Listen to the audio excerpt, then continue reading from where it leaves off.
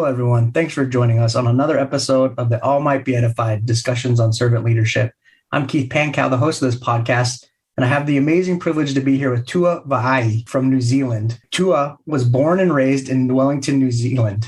He's the youngest of three boys and went to Rongotai College. His favorite sport is rugby. His favorite food is brisket. And he served a full-time mission in Alaska. And he's currently just very recently accepted a job offer with a company called Corp in New Zealand as an operations coordinator. So I know he's very excited about it, and I'm excited for him. And I met him when he was in Alaska serving that mission. And Alaska was a challenging move for me. It was the darkness got to me. It was a hard place to live. It was a very remote community. It was amazingly beautiful and the people were wonderful, but I had a challenge there. And Tua was just a shining light while I was there, just a great, happy face, as most Pacific Islanders and especially Samoans can be, just the happy people that they are, and just really gained this friendship in a short amount of time. And I'm glad to have him on here and elevate his voice today and amplify it for all of you. So welcome, Tua. So happy you're here today. Thanks, Keith. It's a privilege to be part of the old podcast, and love your work that you're doing at the moment.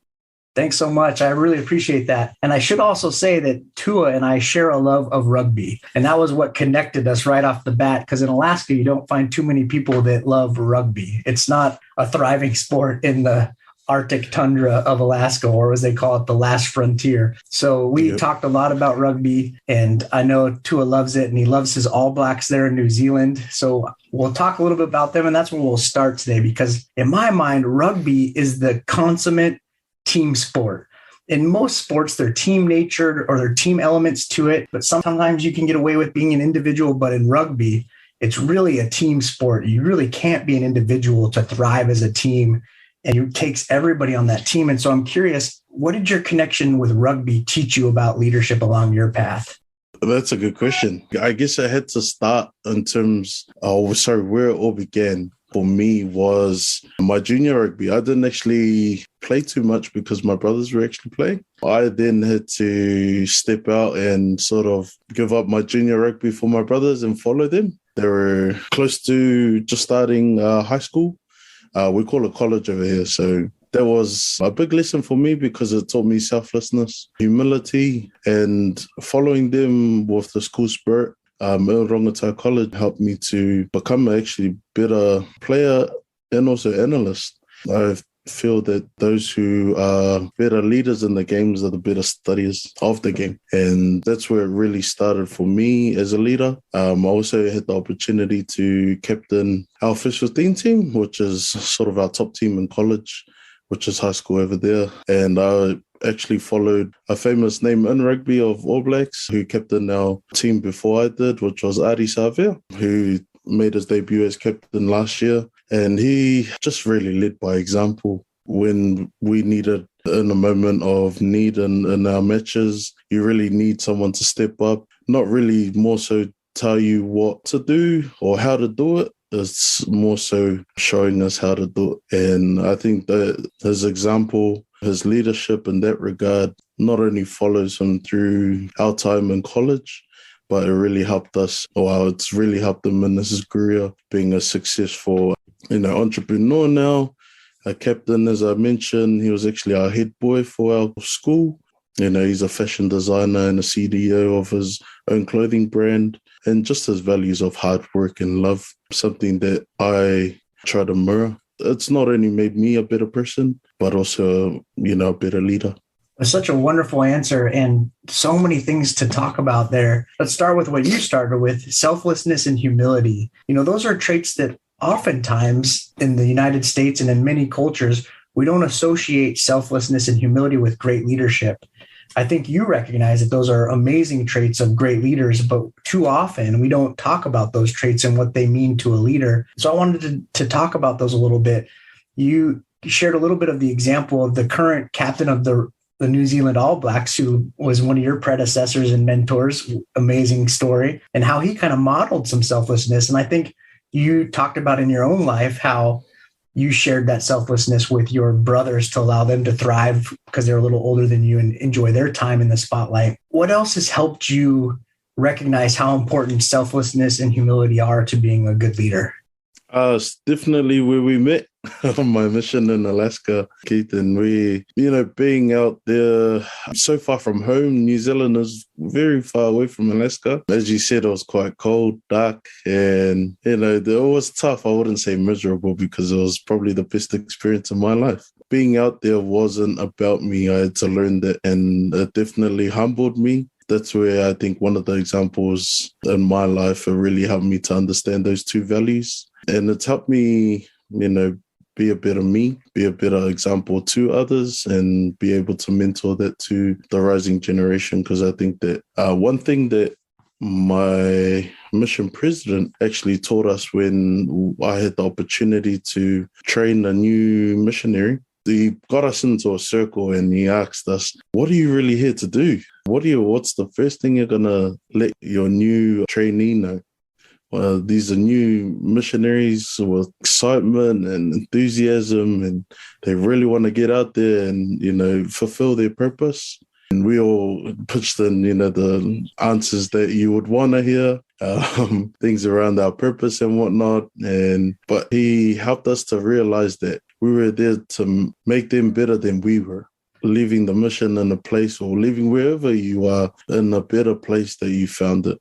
And that was, something that sort of stuck with me even until now, and helped me realize it's never about you when you're in leadership. It's always the people that you serve. It's always what you can do for them, making them better and creating that environment that will be a change in generations. Or it's not just a legacy that you leave for yourself, but also for future generations to come. And I think those two values really helped me in my life, making decisions where I'm happy, I feel peace, and I feel joy. And I would say it's really helped those in my circles to emulate those values, and also, I would say, make this world a better place. Yeah, that's a beautiful answer and such a great response. I love how you said it's not about me.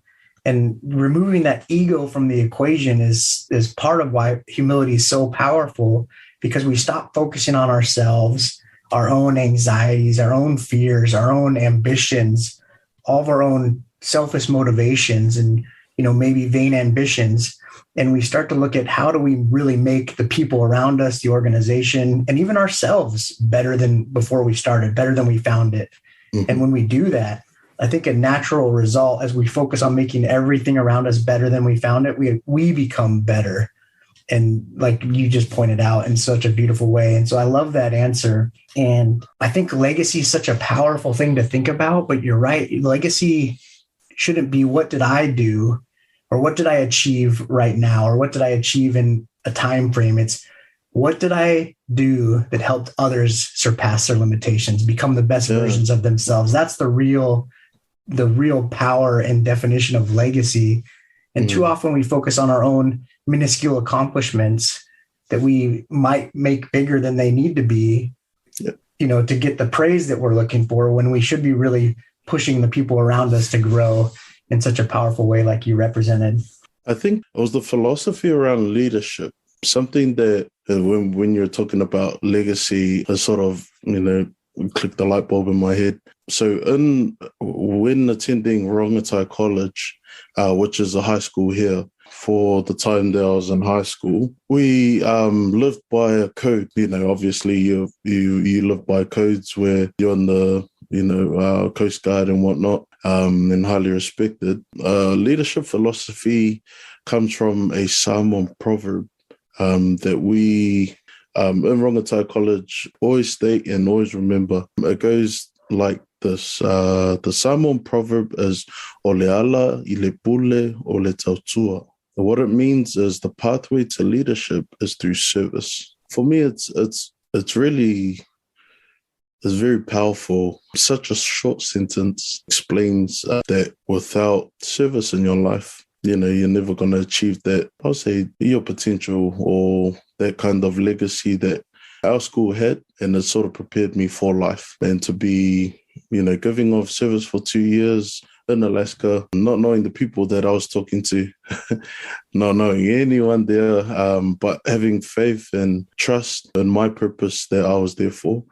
knowing that I was giving of myself selflessly through service. I found a pathway of like eternal happiness, and I couldn't have been more happy or more prepared, I would say, from that Samoan proverb that we upheld in, I would say, our school legacy. So that was just something that sort of popped into my mind as we were speaking about it. No need to apologize for that. That is a perfect addition to this podcast, because that's servant leadership. That's the definition. And that philosophy, that proverb, is a beautiful representation of servant leadership in action, in words, in philosophy, and in a culture that I love. I know you love it. It's your culture, but the Samoan culture is such a powerful culture, and one that I highly respect, and is where I first learned about rugby, through being stationed with a Samoan in California. And so I'm so glad you shared that. And you'll have to send me how it's written in Samoan so I can add it to the blog as well. So we can let other people join in embracing that culture and that wonderful phrase and leadership philosophy.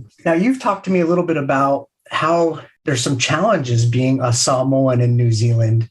And so I wonder, how has it been for you to live your culture, to embrace it, when you have kind of a dual culture? Yeah, you're a Samoan, but you're also a New Zealander. And so how do you reconcile with that and face the tension of those competing cultures sometimes? So, yeah, definitely a good question. So I was born in New Zealand, obviously full Samoan, brought up around my culture with people, even going to Samoan speaking, services in my church, and learning as much as I could, but visiting Samoa and then coming back to New Zealand. The easiest way to learn your language fully is to be immersed in it.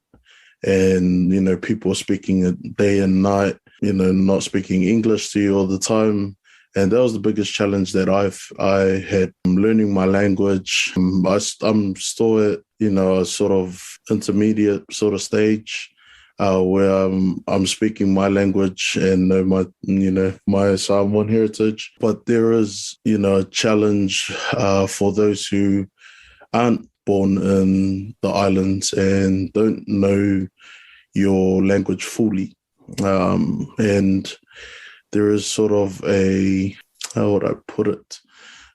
People who sort of look down on those people. And I sort of wanted to bring that up because, we are firstly, children of God, and that whatever circumstance that you're brought into this life in, you can definitely make a change. And it doesn't matter, your background or, where you've come from.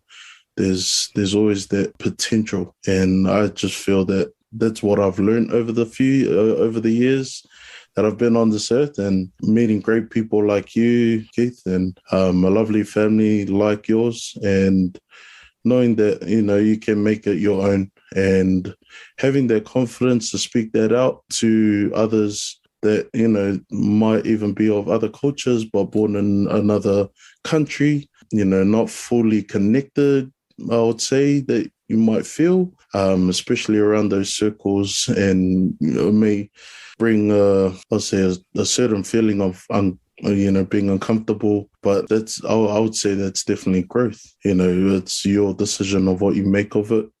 And just wanted to, give confidence to those who are out there, that you can definitely step up in whatever direction you want to go in your life, and be an example of a legacy that you provide. And that, starts with yourself, your circles of who you surround yourself with, because that's very important, of being influenced as a leader, becoming a leader, and, yourself in personal growth. And I think that's another attribute that needs to be, worked on throughout your life. Leadership and service doesn't stop just, within a couple of years, which I actually found out when I came back off my mission. We talked about being a returned missionary instead of a retired missionary, and, continuing to give service. And that sort of helped I sort of chose my career path. I wanted to be in the service of others because it gave me joy. It gave me satisfaction knowing that, I was providing a service for a customer or people, just helping them to receive what they're, paid for or out for, and the happiness, smiles on their faces or the kind remarks that they give. Those are win-wins for me. And I just feel that, for any of those people out there that are listening to the podcast, that you're not alone, for one. And secondly, you can do whatever you can put your mind to. And that's just the challenge set forth before you as a leader. And when you accept it and, work at it day to day, the promised blessings are there that you can become that start in your legacy for your children and for the generations that will follow. Yeah, thanks, Tua. That was a really tough question, and you gave a phenomenal answer, and I really appreciate it. And you talked a little bit about and when we first started our discussion about rugby, about how you watched your brothers and you learned from watching, and you watched your mentor and you learned from watching him when he was the captain before you. And there's power in watching someone model good behavior and model things and teach you and influence you. And I really wanted to discuss this question with Tua because I've watched him and I know he models great behavior, great inclusiveness of really trying to make people feel welcome. And I also wanted to point out that we can have dominant and minimized cultures, even when you come from the same cultural background, in Tua's case being Samoan. Being from different areas, you can have a dominant culture and you can have a minimized culture. And we have this all over the United States right now, where we have dominant cultures and too often other cultures are minimized. And what I really wanted to point out here is sometimes, and more often than we are, those of us that come from dominant cultures, we need to take time to step out of the spotlight and to watch and let others shine and learn from their cultures, those cultures that we might not talk about, and start to recognize our own blind spots from our own cultural lenses and start to understand, yeah, I might relate to this person a lot, but I don't know exactly what they've gone through, what their cultural lenses have informed them until I really start to ask the right questions and until I create an environment of trust where that person can open up, that they don't feel that they're a minimized culture. And so I just love your answer. I felt that we could dwell on it for a minute because, like you said, that's a legacy that we can change the diversity and inclusion throughout all of our societies in such a way that we minimize discord. And right now there's growing discord, there's growing anger, there's growing conflict all throughout the world. And what we need is more conversations and real conversations, and done so, as you mentioned earlier, in humility and selflessness, that will give that spotlight to other people. So thanks so much for sharing that. Yeah, definitely. I enjoyed the way that you sort of outlined that, and now growing societies of diversity. You see it a lot here in New Zealand, but I've seen it in the United States, and that's it's a bigger community of diverse people. And it is what you're saying, just being open-minded, and I guess that comes from mindset. Understanding that it's not all about you, and having that humility to be able to ask the right questions, but, having the courage as well to be a part of things that might feel that you're uncomfortable with. And, that's the start of growth. And that's where we see that, there's a sort of stigma of like Samoans being full Samoans are only born in Samoa. And, those who are not Samoan, that are not born in Samoa, there's that sort of disconnection. And we continue, it's an ongoing discussion, but I would say that in the world of diversity at the moment, everyone can relate to that. Definitely a good topic. Yeah, thanks so much. And more is needed, I think, to have ongoing conversations. And you'll hear people say some detracting things or put people down, or like in the most recent conversations about the United States, the Supreme Court justice that was nominated is going to be the first female African-American on the Supreme Court. And so people will make these derogatory comments about how she only got it because of her skin color or because she's a woman and her skin color. And those aren't helpful. What we should be doing is saying, wow, look what this amazing woman accomplished in her life. And how can we give her the spotlight? How can we learn from her culture? How can we learn from how she overcame the challenges of her life to become a Supreme Court justice? Yeah. Anybody on that list of recommended candidates has had a successful career. So we shouldn't be looking for ways to put them down. We should be looking for what can we learn from them. And that's how we have better conversations of diversity. And I think too often we look to measure diversity through numbers and metrics, as opposed to creating an environment where we can benefit from the diverse backgrounds of everyone. Definitely. What comes to mind at the moment is Israel Adesanya, who was a UFC, MMA fighter, and he's on the world stage at the moment. And he, at the New Zealand Awards, he received an award and he gave a speech about tall people syndrome. Or I believe that's the term that he used. But what he had explained that was that when, someone gets up on top, that they've, won such as like a World Cup sort of thing, sometimes, media or people tend to go the negative way first, instead of, propping them up and giving them encouragement and congratulating them for what they've, achieved. Tall people syndrome is that we call them haters. There's a lot of that negativity around, where I felt that his speech about it, or which you can pull up on YouTube, was valid. When people thriving or achieving a lot of things in life, we should be congratulating them, encouraging them to, keep going, or just giving them, props or credit for what they've achieved. And I think, with media or with anything really, our natural instinct is to go negative. And I think we build a better community or better organization or better people when we uplift, encourage, and support one another in a positive way. And I think, this podcast is a platform for that as well, of what you're doing, and it's great work, Keith. Thanks so much. I appreciate that too, and it means a lot to me. And we'll definitely, you have to, if I can't find a link, you have to send me a link so we can blog a post about that definitely. speech to share with people, because that's some great content. When you were talking about it, I was reminded of a quote from an old U.S. president, Theodore Roosevelt, that April Rice had shared early on in the beginning of the podcast. I think she was guest number 3, and it's called Man in the Arena, which is exactly what you're talking about.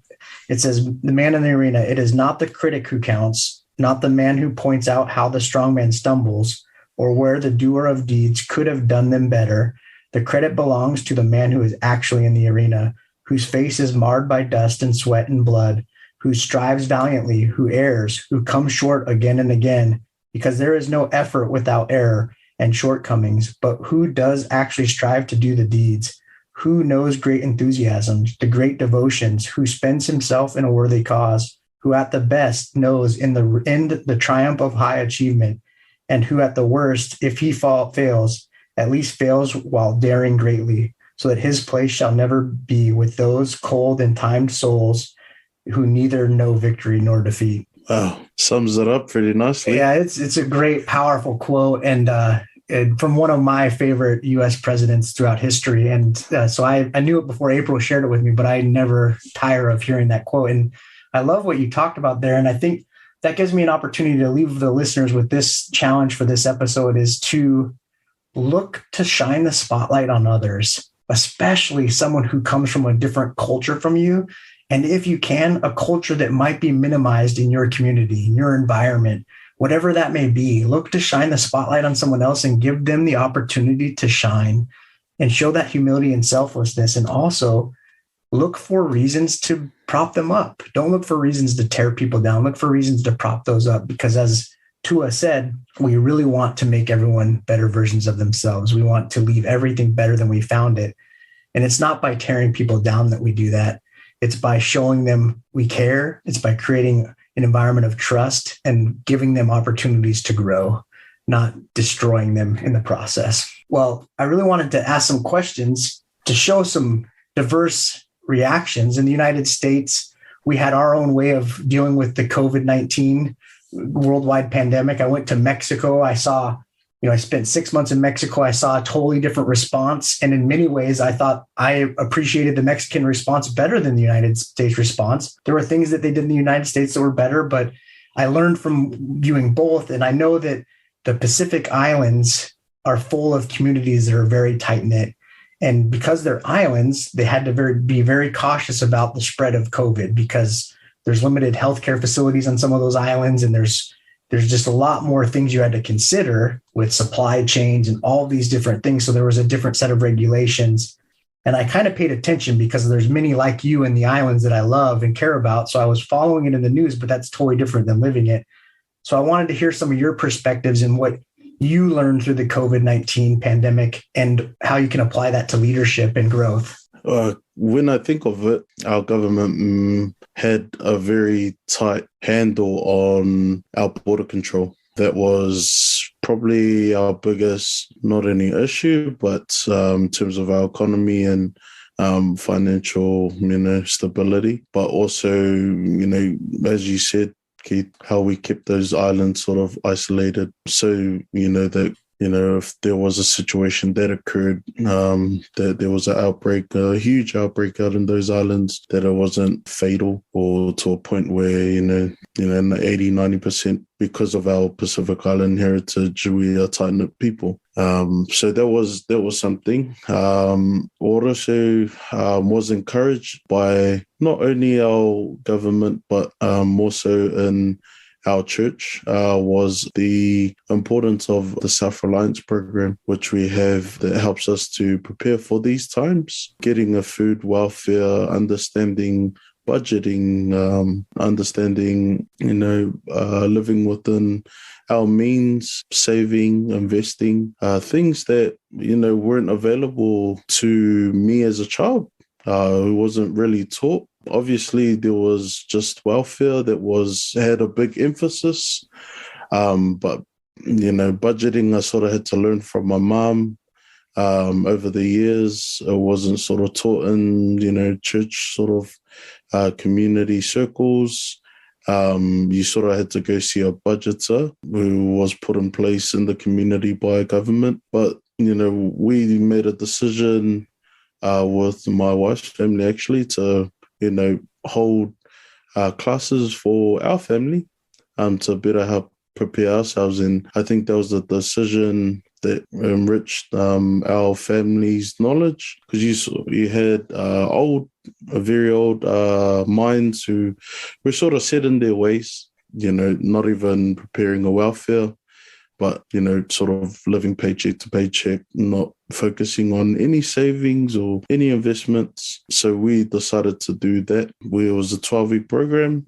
We enjoyed it because it brought our family closer. It also provided opportunities not only for us to teach and facilitate and become those leaders, but we found at the end of that course, each person in our class was encouraging that course to not only their family, but teaching it to others around in the community. And that was something that I had learned because, knowledge is power, and how we, it's no use just holding it to ourselves.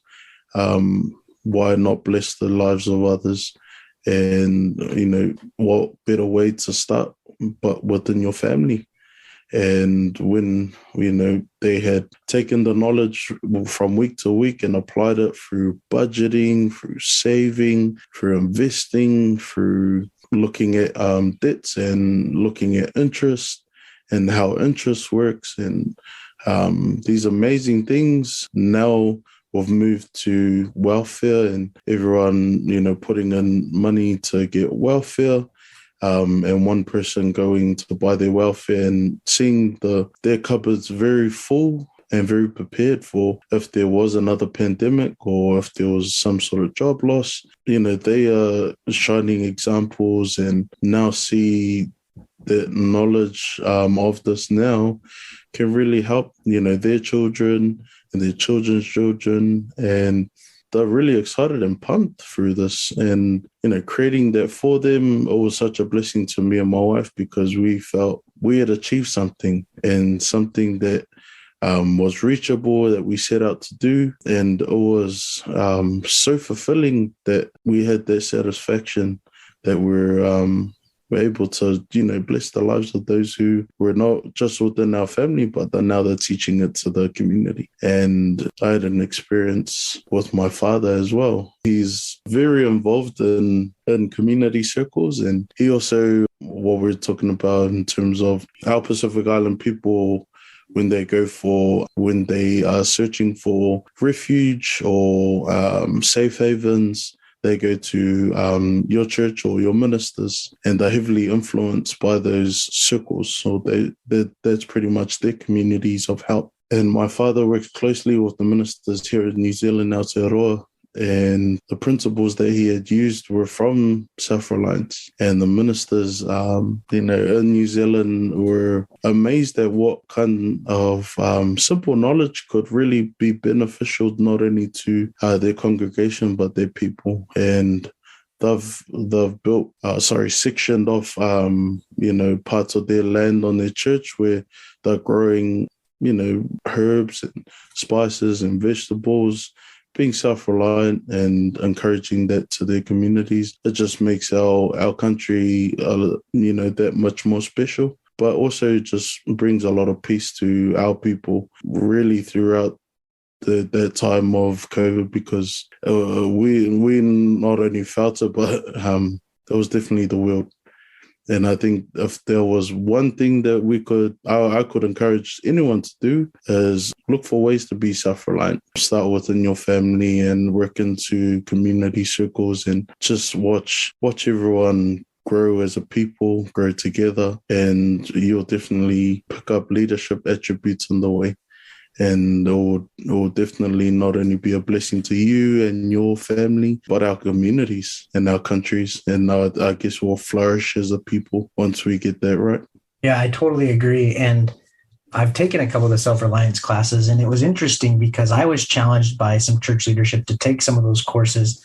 And I feel that I'm very self-reliant, but the challenge was, well, you need to learn more so that you can help others be more self-reliant, just as you talked about. And so I really appreciated everything you just said there. And for those of you who don't know much about the self-reliant program that we're discussing, obviously Tua and I know much about it, but the program teaches you how to first be self-reliant, how to then give of your excess or anything else to help others in their time of need, but then also as you're doing that, to teach them to become self-reliant. So there's this process to build your own resource pool, to share those resources, then help other people build those resources. And Shanna Farmer, who is the CEO of United Way in Pueblo, Colorado, she talked about how their goal at United Way is to help build capacity in organizations and people. And it's the same principle. The more capacity we create in people around us, the more we can meet the growing needs throughout the world, because the needs are always going to outweigh the resources. So the more that we can help people grow their own resource pool, the more we can meet those needs. And Thero said it beautifully on his episode, that all might have a larger piece from a larger pie. When we build more resources, everybody benefits, everybody can have more, and we don't have to fight over scraps. We can build everyone up together. And that's the power of the program that Tua is talking about. And I'll share some things in the show notes.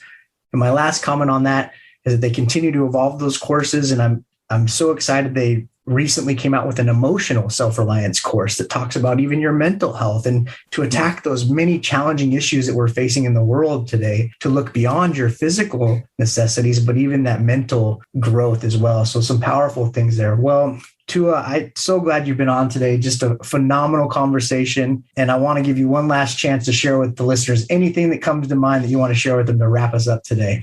I would say definitely find joy in what you do. And if there's someone that inspires you, that, shows every sort of value or example of what you want to be, and they give you something that, you don't have, that could be beneficial not only to your life, but to those around you and the generations to come, I would say be a better student than they were. And I promise that as you do that, find that example of the leader that you want to become. You can become that person and be better. And as you do that, other people will be studying you as well. And you'll create a cycle of never-ending great leaders, not behind you, not before you, but in a legacy that you can leave and also be proud of when you look back at it. So be that servant, love what you're doing, and love who you serve. Would be my sort of last words I'll say to our listeners out there. And again, thank you, Keith. Been a pleasure to have be a part of your podcast, and appreciate your time. Thanks so much, Tua. Yes, please create a never-ending cycle of great leaders. Love it. Thanks so much for listening. Thanks so much for joining us. And please like, rate, and subscribe to the podcast so others can find it. And follow the blog as well at www.thatallmightbeedified.com. And have a wonderful day.